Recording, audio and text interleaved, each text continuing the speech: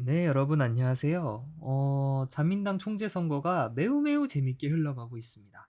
제가 지난번 영상을 올렸을 때만 해도 이 기시다 후미오 전 정조 회장이 무난하게 총재가 되지 않을까라고 생각했는데, 이 한참도 모르게 됐습니다. 지금부터 왜 예상을 할 수 없을 만큼 자민당 총재 선거가 안개 속에 빠졌는지, 그 이유를 함께 살펴보도록 하겠습니다. 우선 이 기사 같은 경우는요, 제목이 자민당 2021 총재 선거 8일의 움직임은 이렇게 되어 있고요. 지금은 현재 오늘이 9월 8일입니다만 이 9월 8일 현재 이 5명의 후보가 총재 선거에 나가겠다고 선언을 했습니다. 네. 총재 선거에 나가려면 의원 20명, 자민당 내 의원 20명의 추천을 받아야 돼요. 네. 근데 여기 5명 정도는 추천을 이 노다 세이코 의원은 모르겠지만 나머지는 추천을 무난하게 받을 수 있지 않을까? 그런 생각이 있습니다. 아무튼 첫 번째 분은 이 다카이치 전 이 총무상이고요. 두 번째는 고노다로. 뭐 현재 워낙에 유명하신 분이죠. 뭐 외무상 시절에 우리나라와 저점이 많기도 했고 그런 짤방으로도 유명하잖아요. 뭐 우리나라 기자들한테 와가지고 뭐 이 카메라 뭐 니콘이냐 소니냐 이런 식으로 물어보기도 하고 그리고 이제 우리나라 당시 남관표 주일대사를 상대로 책상을 치면서 말을 끊고 이제 그런 모습으로 한참 우리나라에도 익숙한 그런 사람입니다. 그다음에 이 기시다 후미오 전 정조 회장, 그다음이 이 이시바 시게루 전 간사장, 자민당 간사장, 그다음이 제가 영상도 올렸는데 이분이 형 이게 조회수는 안 나와가지고 근데 이분이 총리가 되면 또 모르겠네요. 전 개인적으로 이분을 좋아해서 아무튼 제가 좋아하는 분인데요. 노다 세이코 전 자민당 간사장 대행입니다. 그 밑에 쬐그만하게 계파도 나와 있어요. 뭐 무계파, 아소파, 기시다파, 이시다 저기 이시바 시게루파, 그 다음이 무게파 이런 식으로 계파가 나와 있긴 한데요. 지금부터 말씀드릴 거지만 이번 자민당 총재 선거만큼 계파색이 옅어진, 계파가 의미가 없어진 그런 선거는 없습니다. 없었습니다. 전무후무. 그래서 왜 상황이 이렇게 진짜 알 수 없게 되었는지 그리고 이 후보들이 어떤 성향을 가지고 있는지 함께 살펴보면서 새롭게 한번 총재 선거가 어떻게 흘러갈지 예상을 해보도록 하겠습니다. 자, 우선 이 다카이치 전 총무상부터 살펴보면요. 뭐 그 옛날에 딩동댕 유치원 나오는 깔깔마녀 님하고 좀 비슷하게 생기셔가지고 익숙한 얼굴인데요. 우선 이 기자회견에서 이런 말을 했어요. 뭐 블라블라 영토 영의 영공 자원을 지키는 일 그리고 국가의 주권과 명예를 지키는 일 이거를 내가 목숨 걸고 하겠다라는 걸 맹세한다라고. 워딩 자체가 심상치 않죠. 예, 이분이 되게 강경한 우익 스탠스를 가지고 있습니다. 과거에 독도 가지고도 우리가 독도를 공격해도 되지 않고 그런 소리까지 사석에서 하셨다 그러고 장난 아닌 분입니다. 완전 정책을 보면요. 아베노믹스의 연장선입니다. 보시면 사나에노믹스라고는 하는데 금융 완화, 긴급 기동적인 재정 출동, 이게 돈을 풀겠다는 소리고요. 대담한 위기 관리 투자, 성장 투자, 세계의 화살. 돈을 겁나게 풀어가지고 물가도 쭉쭉 올리고 임금도 쭉쭉 올리고 투자 성장 이런 식으로 한번 내가 가보겠다. 이 아베노믹스의 연장선. 그러니까 아베 총리가 지지 선언을 했거든요. 이 다카이치 전 총무상을 아베 총리가 지지 선언을 했기 때문에 당연히 정책과 성향도 비슷할 수밖에 없겠죠. 그렇죠? 그리고 뭐 블라블라. 그리고 보시면 신종 코로나 바이러스 대책으로서 해외에서 벌어지고 있는 락다운을 가능하게 만드는 법 정비의 검토를 서두른다. 이게 상당히 좀 어떻게 보면 핵심이거든요. 이게 그냥 우리가 그냥 멋모르고 지나갈 수 있는데 우리나라는 중앙 정부의 힘이 일본에 비해서 상당히 강한 편입니다. 우리가 한국인이기 때문에 잘 이게 체감을 못하고 있는 거지만 일본은 이렇게 긴급 사태 선언이라고 하는 것을 하면서도 이 영업점들에게 "영업하지 마세요."라고 명령할 수 있는 권한이 얼마 전까지 없었습니다. 법을 정비해서 생겼긴 했는데 그런 소위 말하는 총리에게 그런 권한이 없을 정도로 되게 어떻게 보면은 권력이 많이 분산돼 있는 그런 시스템이었어요. 그래서 상당히 요런 여론이 초반부터 많이 나왔습니다. 이 총리가 힘이 없으니까, 중앙 정부가 힘이 없으니까. 그리고 요즘엔 어때요? 기승전 평화법 개정이잖아요. 우리가 군대가 없으니까. 어? 이러니까 우리가 코로나 대응에 있어서 힘들지 않느냐. 그러니까 개헌해야 돼. 그리고 중앙 정부에 조금 더 힘을 실어줘야 돼. 이런 얘기가 계속해서 나왔거든요. 그거의 연장선이라고 보시면 됩니다. 그렇게 보니까 조금 다르게 읽히죠. 이 락다운을 가능하게 만드는 법정비의 검토, 정부의 힘을 강하게 만드는 쪽으로 법정비를 검토하겠다. 그리고 보시면 일본 헌법의 제정에 힘을 다하겠다. 이런 식으로 야스쿠니 신사참배도 그냥 하는 일본인으로서 종교의 자유를 바탕으로 참배를 계속하고 있다 비판되는 현상이 있다면 유감이다. 그러니까 '나는 참배를 하겠다.'라고 생각하는 거고요. 그리고 천통 그러니까 천황 계승은 '남계 남자로 소중히 오랫동안 지키고 온 것이다.' 어 그러니까 소위 말하는 역의 천황 그러니까 여성이 천황을 하는 일은 없어야 된다라고 말을 하고 있는 거죠. 참 제 눈에 보기에는 좀 아니죠. 그러니까 제가 한국인이라 그런 게 아니라 일본인들 중에서도 이 정도로 강하게 말하는 후보를 그렇게 좋아하는 사람이 많지 않아요. 일본인들이 한국 사람들 이상으로 일본인들이 되게 진보적이거든요. 예. 그래서 이런 게 인기를 끌 것 같지는 않습니다, 제 생각에는. 예컨대 이 야스쿠니 신사 참배에 있어서도 일본인들도 싫어하는 사람들이 상당히 많습니다. 왜냐하면 전범들이 합사돼 있잖아요. 특히 덴노의 입장, 천황의 입장에서도 야스쿠니 신사가 맞듣지 않죠. 왜? 그 천황들 입장에서 보면 거의 역적놈의 새끼들이거든요. 그 천황을 갖다가 제대로 보필을 못해서 괜히 미국을 때리는 바람에 전쟁에서 져버린 거 아니에요. 철저하게 패망하지 않았습니까? 그래서 천황 입장에서도 마음에 들지 않아요. 그래서 실제로 그 A급 전범 도조 히데키나 이런 사람들이 합사된 이후로 천황은 단 한 번도 야스쿠니 신사에 참배하지 않았습니다. 참 왜들 이러시는지 모르겠는데 물론 여기 나와 있는 이 종교의 자유를 바탕으로라는 말이 한국 사람들 입장에서 좀 뜬금없을 수도 있어요. 아니 야스쿠니 신사 참배랑 종교의 자유랑 뭔 상관이야? 근데 이 야스쿠니 신사는 기본적으로 국가 신토라고 하는 종교 단체의 산하에 있습니다. 그렇기 때문에 이 국가 신토가 과거 일제강점기 일본 제국 시절에는 말이죠. 국가랑 완전 유착을 해서 아예 사실상 국가의 종교 조직이었거든요. 근데 이게 이제 전후 체제가 되면서 완전히 그냥 종교 재단으로 분리 독립이 돼 버렸어요. 민간 조직입니다. 그렇기 때문에 논리가 이겁니다. 그냥 우리가 교회 가는 거랑 성당 가서 기도드리는 거랑 똑같다. 그냥 우리가 종교의 자유, 나는 국가 신토를 믿는 사람이고 그렇기 때문에 야스쿠니 신사에 가서 참배를 하는 건 그냥 내 종교의 자유에 입각한 종교적인 행위다. 그렇게 얘기를 하고 있는 겁니다. 뭐 그렇게 생각을 해보면 아주 이해가 안 가는 것도 아니죠. 얼추 이해가 되죠.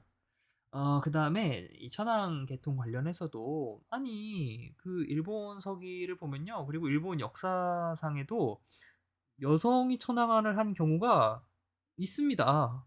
있어요. 없는 게 진구 천황 같은 경우도 여성이었고요. 여성 천황이 없던 게 아닙니다.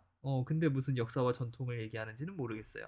그리고 그 소위 말하는 그 황실 전범이라고 할까요? 그 황실 규칙에 남성만이 천황이 될 수 있다고 들어간 게 그 메이지 유신하면서 메이지 텐노 때부터였습니다. 그 전에는 그런 규정이 없었어요. 만들어진 전통이라는 거죠.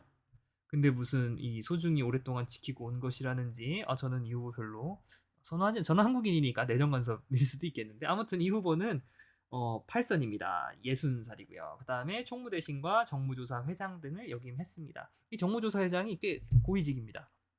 이 정무조사회가 상당히 요직이거든요. 네.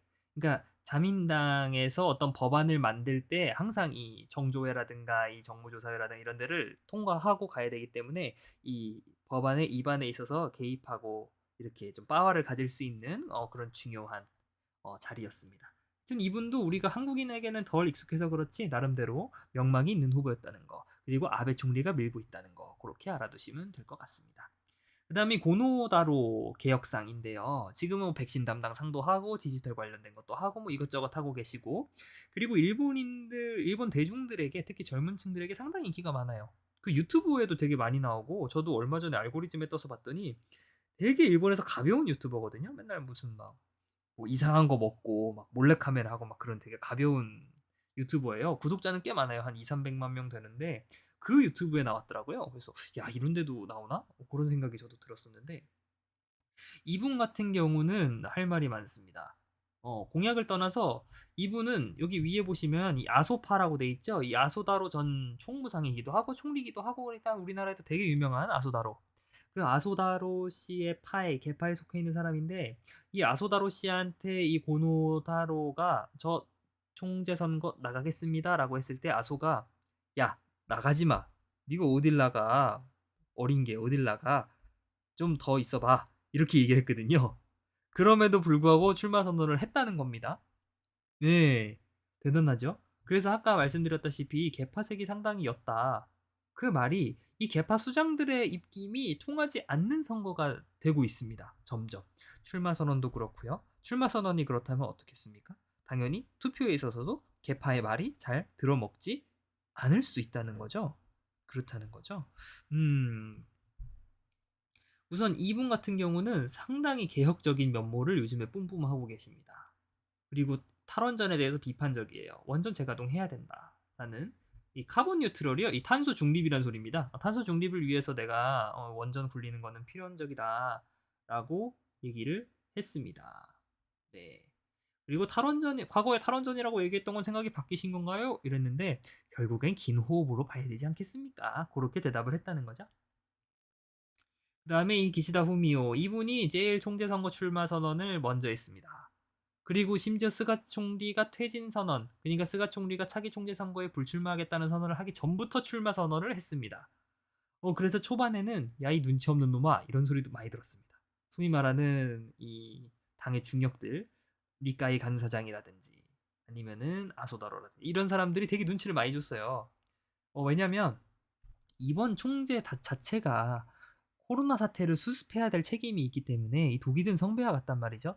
스가 총리도 결국에는 아베 총리 짬처리하다가 이렇게 된 거란 말이에요. 이 코로나 대책을 어떻게 할까 고민을 하고 어떻게든 혼자 막아볼라 했는데 실패해가지고 지금 지지율이 이 30% 선이 무너지고 그래서 이것저것 인적 쇄신을 해보려고 했으나 당의 여러 가지 중역들 아소다로라든가 아베 신조라든가 이제 이런 사람들이 안 도와줘서 제가 볼 때 현타가 와서 그만두신 것 같기는 해요. 총리가. 그렇게 분석하는 기사도 상당히 많이 쏟아지고 있습니다. 아무튼 그런 상황에서 지금 개파들은 다 그냥 야, 이번에 그냥 스가 총리가 한번 더 하는 거로 하지로 가는 분위기였어요, 사실은. 왜? 방금 말씀드렸다시피 독이 든 성배였기 때문에 그냥 어차피 인기 없는 거. 그리고 어차피 자민당이 그래 가와는 가져갈 텐데. 그냥 스가 총리로 조금 생명 연장하고 그다음에 코로나 종식하고 분위기 좀 좋아지면 의회 해산해서 다시 선거를 하자. 그리고 그때 다시 총재를 뽑자. 이런 분위기였거든요. 근데 스가 총리가 하여튼간에 불출마 선언을 하면서 지금 상황이 이렇게까지 된 건데 아무튼 다시 얘기로 돌아와서 그 이전부터 출마 선언을 하고 총재를 노렸던 이 기시다 후미오 이분 같은 경우는 뭐 이런저런 경제 공약을 발표를 했고요 오늘. 그리고 뭐 그 이전부터도 이 간사장 3번까지만 할 수 있게 하겠다. 임기는 1년. 소급해서 적용하겠다. 이제 그런 식으로 해서 인적쇄신 하겠다라는 움직임도 보였고요. 그래서 이제 핵심은 이 이시바 시게루 간사장, 이 2층 간사장이 니카이가 일본말로 2층이거든요. 니카이 간사장인데 이시바 시게루 전 간사장이 니카이 간사장하고 회담을 했습니다. 이 이시바 시게루 전 간사장은 고민을 하고 있는 거예요. 왜냐하면 이시바 시게루 간사장 입장에서는 지난번에 총재 선거에서 3등을 했단 말입니다. 스가 요시히데, 기시다 후미오, 그 다음이 이시바 시게루였거든요. 근데 이시바 시게루는 항상 여론조사에 보면 보통 1등이었어요. 보통. 지금은 고노타로가 오늘 역전을 했다고는 하지만 일단은 항상 여론조사에서는 1등이었거든요. 근데 항상 선거에서는 결과가 안 좋아요. 왜? 선거는 의원들이 뽑잖아요. 물론 당원들도 뽑기는 하지만. 그런데 만약에 이번에도 여론조사 1등이라고 나갔다가 또 3등을 해버리거나 낮은 등수로 선거를 마감한다면 정치적으로 재기불능이 될 수 있겠어요. 그런 상황에 처해 있기 때문에 지금 이 니카이 간사장을 만나고 고민을 막 하고 있는 거죠. 아, 이거 어떻게 해야 돼? 고노타로를 지지하고 빠질까? 선거에서 빠질까? 이번은 쉴까? 그런 거를 진지하게 고민을 하고 있다고 합니다. 이 고노타로 입장에서도 이시바 시게루가 고노타로를 도와주면 상당히 좋죠. 왜냐면 이시바 시게루가 국민적인 호감도가 상당히 높거든요. 고노타로도 높지만 그런 상황에서 호감 플러스 호감이면 호감이잖아요. 그렇죠? 플러스 플러스는 플러스니까. 그래서 지금 고노타로도 이 이시바 시게루의 손을 잡을까 말까 도움을 받을까 말까 고민 중인 거죠. 왜? 이미 개파색이 상당히 옅어졌어요. 과거처럼 개파 선거였으면 당연히 손을 안 잡고 이시바 시게루도 나왔겠지만 지금처럼 이렇게 개파 색깔이 옅어진 상황에서는 이시바 시게루의 손을 한번 잡아볼 만하죠. 근데 만약에 이시바 시게루의 손을 잡는다면 더 이상 아소다로와의 관계는 영영 바이바이일 수 있겠습니다. 만약에 손을 잡았는데 총리가 안 돼봐요. 어떻게 되나?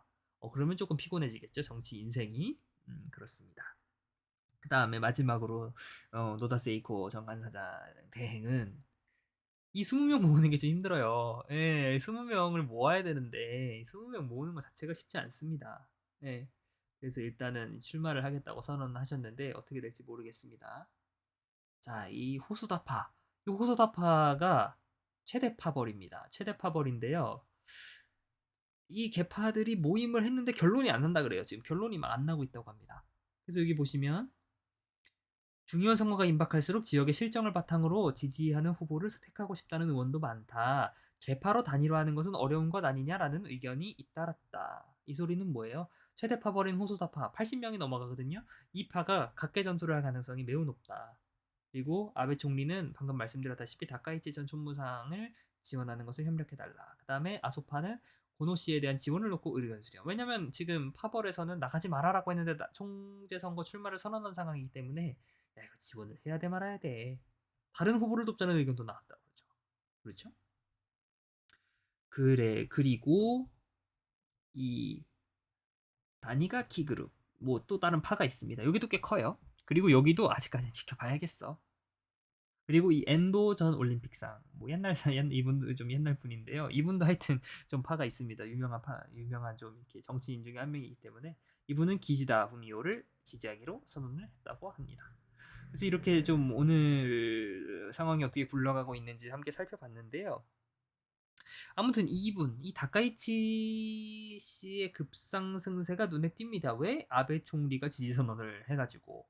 그래서 이 다카이치 전 총무상이 만약에 총재 선거에 나오게 되면은 고이키 유리코 지금 현 도쿄도지사 이후로 처음으로 자민당 총재 선거에서 여성이 나오는 두 번째죠. 고이키 유리코 다음으로 두 번째로 여성 그리고 유력한 후보. 지켜볼 만하겠습니다. 과연 일본 최초의 여성 총리가 나올 수 있을 것인지. 그렇죠? 지켜봐야겠습니다. 그리고 하여튼 아베 총리가 영향력이 상당하기 때문에 아까도 보셨다시피 이 다카이치 전 총무상의 경제 공약은 거의 아베를 컨트롤 C 컨트롤 V한 거고요. 그다음에 기시다 후미오가 오늘 경제 정책을 발표했다고 말씀드렸잖아요. 근데 이것도 사실상 아베노믹스 시즌 2예요. 예, 기시다 후미오가 오늘 내놓은 것도 성장 없이 분배는 없지만 분배 없이 다음에 성장도 없다면서 이런 식으로 분배 선순환으로 새로운 일본형 자본주의를 만들자라고 얘기는 하지만 결국에 판을 까보면 법인세를 조금 낮춘다든지 이제 그런 식으로 얘기를 하고 있습니다. 하여튼간에 이 기시다 후미오는 일단은 이 사람 밑에 파벌이 한 46, 7명 정도 꽤 많아요. 그래서 이분 자체는 파벌의 수장이기 때문에 항상 총재 선거에는 나오세요. 그래서 저도 하여튼 기시다 후미오의 당선 가능성을 높게 봤습니다만 지금처럼 개파의 색깔이 옅어지고 후보들의 색깔이 강한 상황에서는 어떻게 될지 모르겠다라는 게 제 의견입니다. 글쎄요. 결국에는 고노타로 기시다 이 다카이치 3파전이 될 텐데 와 모르겠습니다. 한번 여러분들도 제가 말씀드린 관전 포인트를 가지고 함께 보시면 재미있을 것 같습니다.